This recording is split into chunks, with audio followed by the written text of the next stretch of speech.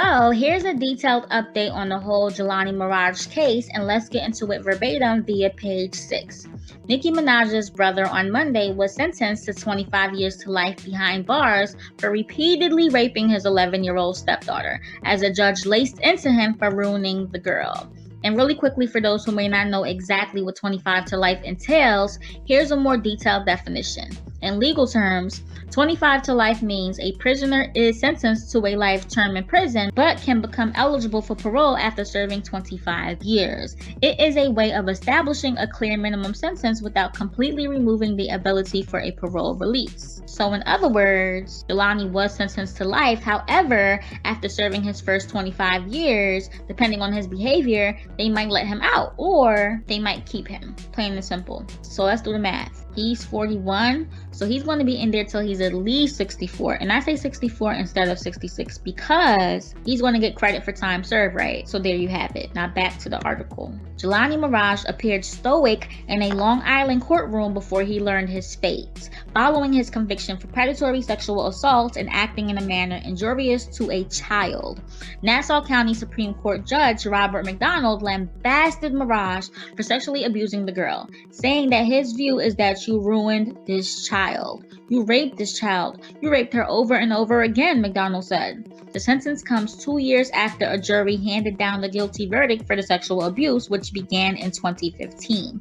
The victim's brother witnessed Maraj assaulting his sister and later notified school officials. Minaj didn't appear in court to support her older sibling Monday, but Maraj's lawyer, David Schwartz, read a 2016 letter that the Tusa singer wrote in a bid to get her brother a lighter sentence. In the letter, the rapper referred to Maraj as the most patient, gentle, genuine, giving, selfless man I know.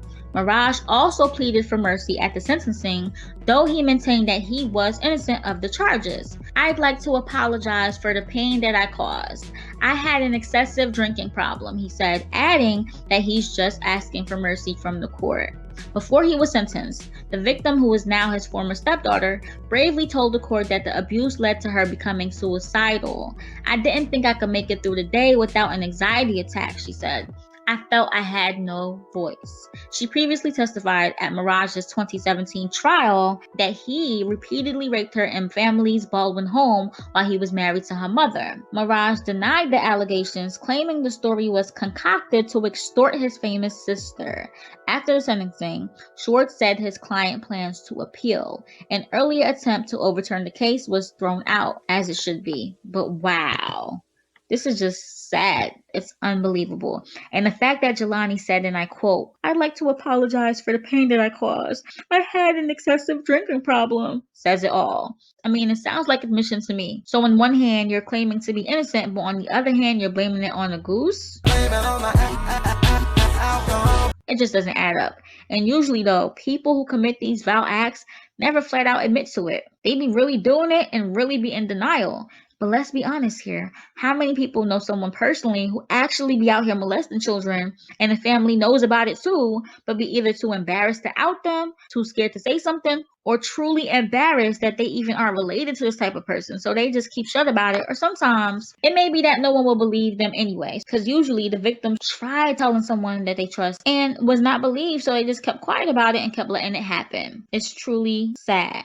Crazy. And more sadly, this level of abuse usually comes from someone that the child's parents trust to be around their kids, and that's the whole problem right there. The only reason why people who do that to kids keep on doing it, or even do it to begin with, is because they know that they're super trusted and they use that trust as a pillow and knowing that they are going to get away with it. Okay? And in this case, it was his stepdaughter. He had a whole wife, a whole black queen next to him, and this is what he chose to do. Allegedly, right? But I can't see this coming out of thin air, more or less. And furthermore, he was found and proven guilty by the court of law.